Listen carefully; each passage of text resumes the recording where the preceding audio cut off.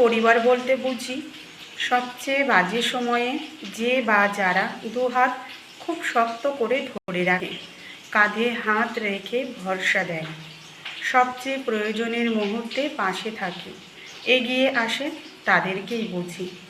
এখানে রক্তের সম্পর্কের কোনো বিষয় নয়। কে আপন আর কে পর তা ঠিক তখনই বোঝা যায় যখন পুরো পৃথিবী তোমার বিপরীতে। খারাপ সময়ে যাদের কোনো হদিশ পাওয়া যায় না, সবচেয়ে প্রয়োজনের মুহূর্তে যারা সাড়া দেয় না, এগিয়ে আসে না, খারাপ সময়ে যারা সামান্য সান্ত্বনাটুকুও দেয় না, তারা কখনোই আপন মানুষ হতে পারে না। কিছু মানুষ আছে যারা এমন ভান করবে যেন তোমার জন্য তারা জীবন দিয়ে দেবে, কিন্তু তোমার প্রয়োজনের মুহূর্তে তাদের নাগাল পর্যন্ত পাবে না। উল্টো কেউ কেউ খারাপ সময়ে আরও বেশি দুর্ব্যবহার করবে। অন্তরে ঘৃণা রেখে মুখে ভালোবাসি বলার মতো লোকের অভাব নেই আজকাল।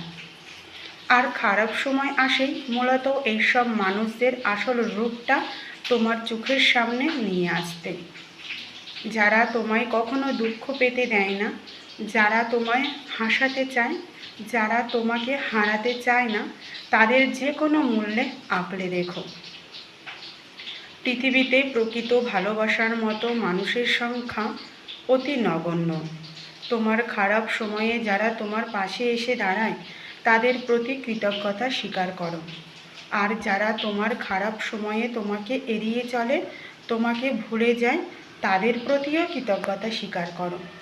শুধু চোখ বন্ধ করে বড় নিঃশ্বাস নাও আর মনে মনে প্রতিজ্ঞা করো, যেন সুসময়ের মৌমাছি আর খারাপ সময়ে দুর্ব্যবহার করা মানুষগুলো তোমার ধারে কাছেও আর কোনো দিন না ভিড়তে পারে।